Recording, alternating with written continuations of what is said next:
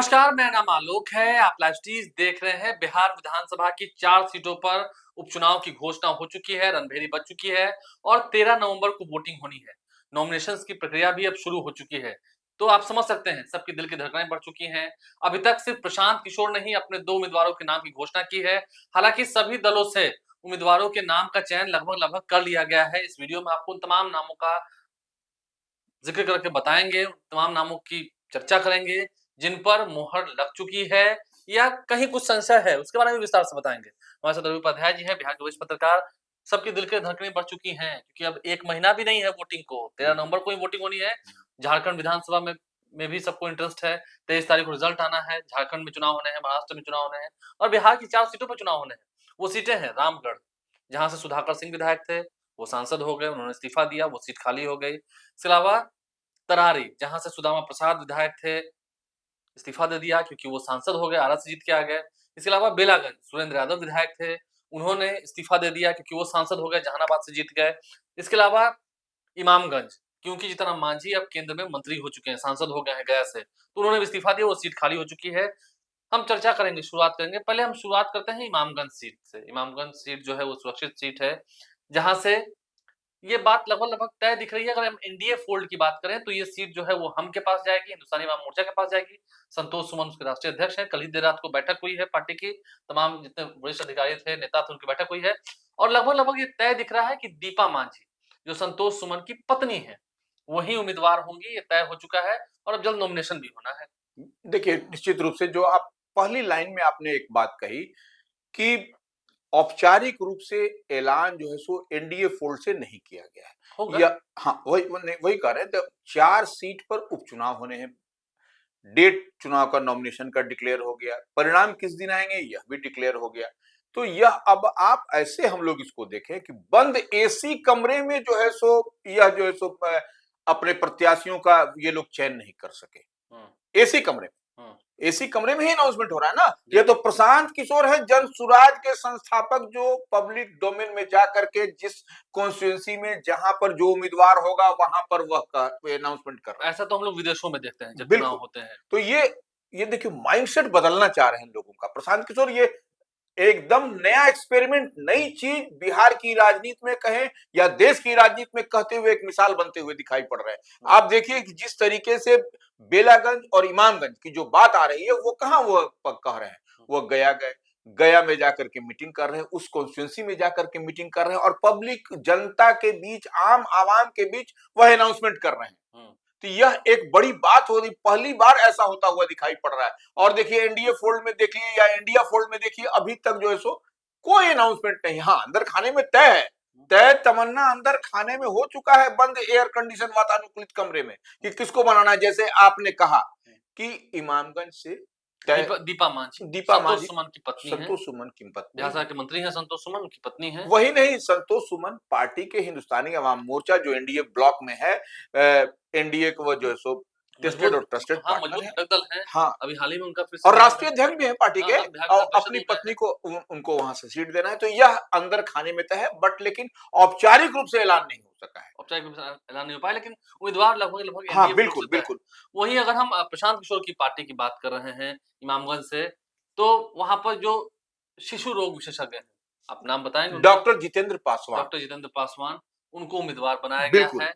और देखिए, दलितों की जब बात हो रही है, बहुजनों की बात हो रही है, तो डॉक्टर संजय, माफ कीजिएगा, डॉक्टर जितेंद्र पासवान, जितेंद्र पासवान वो जो है सो इमामगंज से जनसुराज के प्रशांत उम्मीदवार हुए किशोर की पार्टी से वह उम्मीदवार बनाए गए हैं। प्रशांत किशोर और ने, वो शिशु रोग विशेषज्ञ हैं। काफी बिल्कुल, कम दाम में बच्चों का इलाज करते हैं। वो समझिए इसी तरह से वो सेवा भाव उनमें है। जिनमें सेवा भाव है वही जनसुराज का उम्मीदवार होगा, बिल्कुल, ये दिख रहा है। निश्चित और जो रूप से। समाज के प्रति तत्पर होंगे, प्रतिबद्ध होंगे, समाज को समर्पित होंगे, उन्हें उम्मीदवार बना रहे हैं प्रशांत किशोर।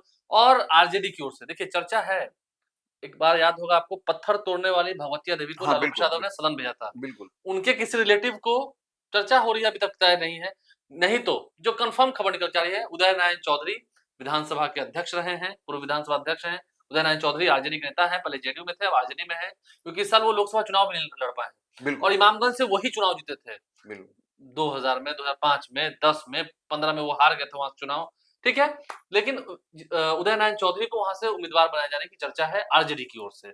निश्चित रूप से देखिए, अब उदय नारायण चौधरी बनते हैं कि नहीं, या भगवतिया लेकिन देवी के परिवार से कोई बनता है, यह देखने वाली बात है। देखने वाली बात है, क्योंकि लेकिन मैसेज तो आरजेडी देने की कोशिश करेगी। निश्चित रूप से, लेकिन यहाँ पर अब देखिए, यहाँ पर अब कौन बन रहा है बेलागंज में। बेलागंज से? देखिए जनसुराज से कौन बने हैं?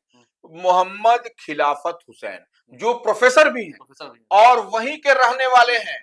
वहीं देखिए बेलागंज के अपराहा पंचायत के रहने वाले हैं, और 2017 में जो है सो अवकाश प्राप्त किए थे। गया के मिर्जा गालिब कॉलेज के वो प्रोफेसर थे, विद्वान है, मैथमेटिशियन है, गणितज्ञ हैं।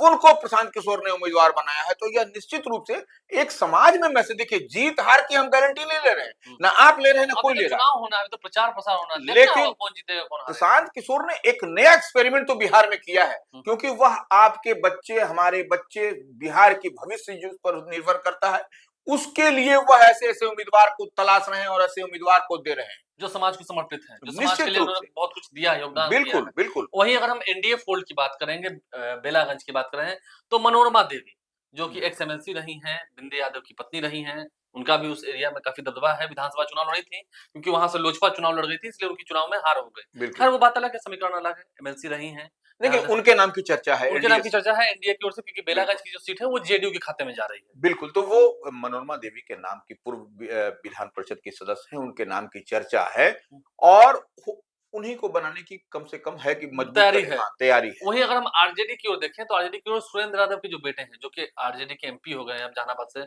डॉक्टर विश्वनाथ, वो भी बाहर से पढ़े हैं, विदेशों में पढ़ाई किया उन्होंने। डॉक्टर विश्वनाथ इलेक्शन मैनेजमेंट को समझते हैं, उनके नाम की चर्चा है। हालांकि कुमार जितेंद्र भी हैं, डॉक्टर कुमार जितेंद्र हैं, वो भी कल लालू आवास पहुंचे थे, मुलाकात की है। लेकिन देखना होगा अभी तेजस्वी यादव का फैसला क्या होता है, क्योंकि सुरेंद्र यादव भी ट्रस्टेड और टेस्टेड आदमी है लालू प्रसाद यादव के। देखिए एक बात समझ लीजिए, जो सुरेंद्र यादव की कॉन्स्टिट्यूएंसी है, जो विधानसभा क्षेत्र है, वो अवैध किला है, उसको कोई आज तक नहीं बेच सका। वो खुद जीते रहे हैं। हाँ, वही करें। और डॉक्टर विश्वनाथ जो उनके बेटे हैं, उन्होंने इलेक्शन मैनेजमेंट में हर बार अपने पिता का साथ दिया है। चाहे वो लोकसभा चुनाव की बात हो, ठीक है, हार कभी हुई थी, फिर जीत भी हुई है।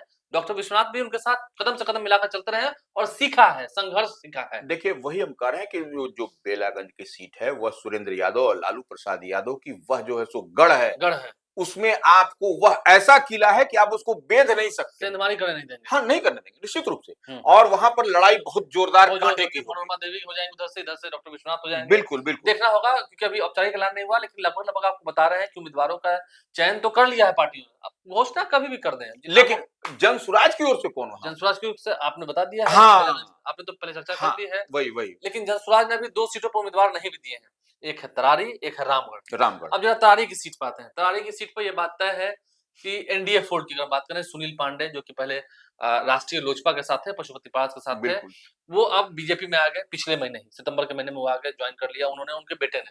तो चर्चा है कि या तो सुनील पांडे को टिकट मिलना है, या उनके बेटे को विशाल प्रशांत, बिल्कुल, उन्हें टिकट मिला। तो जो पक्की जानकारी है कि विशाल प्रशांत को टिकट मिल सकता है, वो बीजेपी के उम्मीदवार हो सकते हैं, एनडीए के उम्मीदवार हो सकते हैं तरारी से। देखिए प्रसाद वहां थे।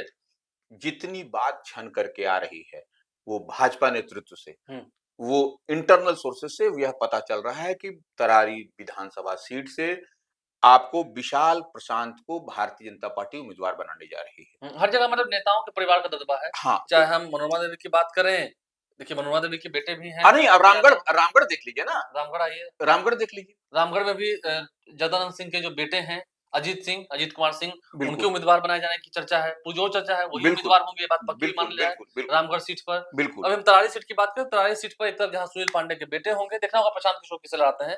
वहीं माले की ओर से राजू यादव का नाम भी लगभग तय है। राजू यादव ही वहां से उम्मीदवार होंगे महागठबंधन की ओर से। लेकिन देखिए, और इंडिया की ओर से सुनील पांडे या उनके बेटे। एक बात है आलोक जी, इस बात को सुनील पांडे जब चुनाव लड़े थे पिछली बार, मुझे याद है सर, इंडिपेंडेंट थे, सेकंड आए थे। बिल्कुल सेकंड आए थे, वहां इंडिया थर्ड कर गई थी। हाँ, निश्चित रूप से। देखिए वह सीट है, वह भी जो है सो सुनील पांडे का वह मजबूत किला है, उसको जीतते रहे, उसको भी आपको डेंट करना, उसको भी आपको अंदर घुसने की कवायद जो दूसरे लोग करेंगे, वह धाराशायी हो जाएंगे, इसमें भी कहीं कोई दो मत नहीं। लेकिन बावजूद इसके जो जनसुराज जो वहां पर किसको उम्मीदवार बनाया है, नहीं, अवकाश प्राप्त लेफ्टिनेंट हाँ, जनरल एसके सिंह को एसके सिंह को वहां से माफ बना कीजिएगा, थोड़ा ध्यान से उतर गया क्योंकि आज 2 लोगों की उम्मीदवारी की वही चर्चा हम हुई कह है। रहे हैं कि देखिए एसके सिंह को वहां पर देखिए प्रशांत किशोर ने तरारी से उम्मीदवार बनाया है और वहीं के रहने वाले हैं वो। पूर्व सेना प्रमुख। अब वही वही कह रहे हैं कि आप देखिए लेफ्टिनेंट जनरल रहे हैं, तो वह प्रशांत किशोर जो 3 सीट की हम बात कर रहे हैं आपको, बेलागंज, इमामगंज और तरारी, वहां पर 3 जो उम्मीदवार दिया है प्रशांत किशोर ने, अपने आप में नायाब है। जीतना देखिए पूर्व उप सेना प्रमुख रहे हैं, वही हम कर रहे हैं, देखिए सियाचिन की लड़ाई हो या कहीं भी हो, एक से एक मेजर ऑपरेशन में उनकी भूमिका रही है लेफ्टिनेंट और जनरल वहीं के हैं, वही कह रहे हैं। तो देखिए आप जीत हार तो अलग विषय है, उस पर हम लोग अब कोई भविष्यवक्ता नहीं है, लेकिन जो एक माने एग्जाम्पल सेट कर दिया है। और देखिए परिवारवाद, ये जितने भी उम्मीदवार की बात हो रही है वो देखिए कहीं ना कहीं इधर उधर झोल झाल में, और आपको देखिए प्रशांत किशोर जितने उम्मीदवार दे रहे हैं वह देख लीजिए आप कहां से जा रहा है, न किसी से लाग लपेट है, न कोई परिवार का है, न इधर का है, न उधर का है, वो स्पष्ट रूप से दिखाई पड़ रहा है। पिछले दिन उन्होंने घोषणा की थी, बात हो सकता है दिमाग से उतर गई हो, उसके लिए क्षमा चाहते हैं, लेकिन प्रशांत किशोर ने जो पासा फेंका है, अब देखना होगा रामगढ़ में। बिल्कुल, मैं तो कह रहा हूँ रामगढ़ में उन्होंने अब तक प्रत्याशी नहीं दिया, वो जल्द ही दे देंगे। वहां पर भी देखिए वो तैयारी है। हम नाम है हम लोगों के पास, लेकिन अभी और कंफर्म हो जाएगा तब हम जो है सो चौथा पत्ता कौन होगा, रामगढ़ का जनसुराज से कौन होगा, यह हम लोग आपको बता देंगे, ये बता देंगे। लेकिन देखना होगा क्योंकि देखिए रामगढ़ में एक तरफ जहां अजीत सिंह की हमने बात की, जगदानंद सिंह के बेटे महागठबंधन की तरफ से होंगे, वहीं एनडीए की ओर से अशोक सिंह का नाम भी तय दिख रहा है। पूर्व विधायक रहे अशोक सिंह, उनके नाम की चर्चा थी और उनका ही जो वही लड़ते हुए दिख रहे हैं, वही लड़ेंगे भारतीय जनता पार्टी करेंगे। अब देखना होगा प्रशांत किशोर वहां किसे उम्मीदवार बनाते हैं, लेकिन प्रशांत किशोर इस बार कह रहे हैं, देखिए सब जगह पर सुरेंद्र यादव के बेटे, मनोरमा देवी खुद, नरेंद्र पांडे हैं, सुनील पांडे के बेटे, या फिर आप ले लीजिए जगदानंद सिंह के बेटे, सबके बेटे, नेता का बेटा या जो क्षेत्र का बेटा है वो बिल्कुल देखना होगा। जो आपके क्षेत्र का बेटा है, जो घर का बेटा है, जो जन सरोकार से जुड़ा रहा, जन सरोकार की बात हो रही है, जन स्वराज की बात हो रही है, बिल्कुल तो देखना होगा इस बार किसका कितना दबदबा चपाता है। और प्रशांत किशोर के लिए लिटमस टेस्ट भी है, अगर इस लिटमस टेस्ट में वो पास नहीं हो पाए, फेल कर गए, तो फिर बड़ा झटका लगेगा, आगे की राहें काफी कठिन होंगी। बिल्कुल, तो इस वीडियो में हमने चर्चा की है कि क्या कुछ तैयारी चल रही है उम्मीदवारों की, किन किन को टिकट मिलने की पुरजोर संभावना है। कई लोगों के जो हमने नाम लिए, उनके अधिकतर लोगों के नाम जो है वो तय ही है, औपचारिक घोषणा जब तक हो जाए, देखिए 1-2 दिनों के अंदर हो ही जाना है क्योंकि 25 तारीख अंतिम तिथि है नामांकन की, उससे पहले तो नामांकन हो ही जाना है। आप लाइव स्ट्रीम से बने रहें, हमारे चैनल को सब्सक्राइब कर लें, साथ साथ फेसबुक पेज भी लाइक करें। धन्यवाद।